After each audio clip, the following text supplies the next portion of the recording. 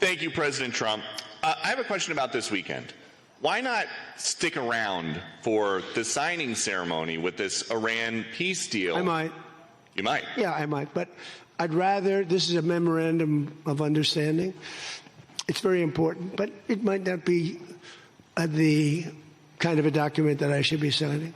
There's some element to this where you send the vice president.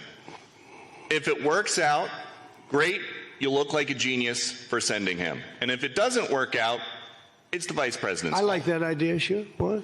This way, if it works out, I'm going to take the credit. If it doesn't work out, I'm blaming J.D. You better be careful, J.D. He's going to turn his plane around and get the hell out of here. Yeah, I like that idea. I think it's a good idea. Thank you very much, everybody. Thank you.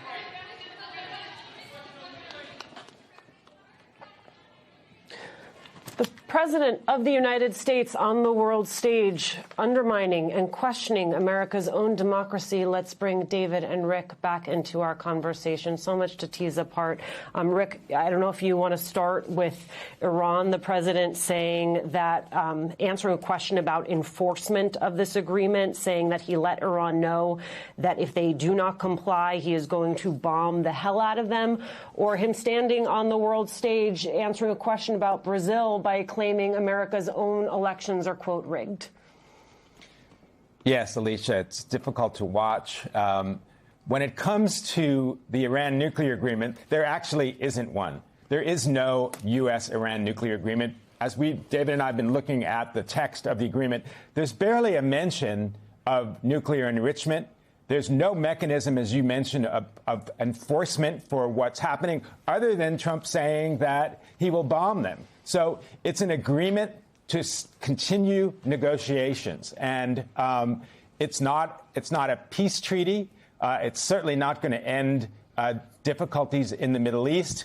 As we were talking about it earlier, there's nothing about the ballistic missiles that Iran has. And that's the thing that worries the Israelis. That's the thing that worries the Gulf countries. And the Gulf countries are supposedly the ones that are going to support this $300 billion investment fund in Iran, which is exponentially larger than any money that the Obama administration gave to the Iranians.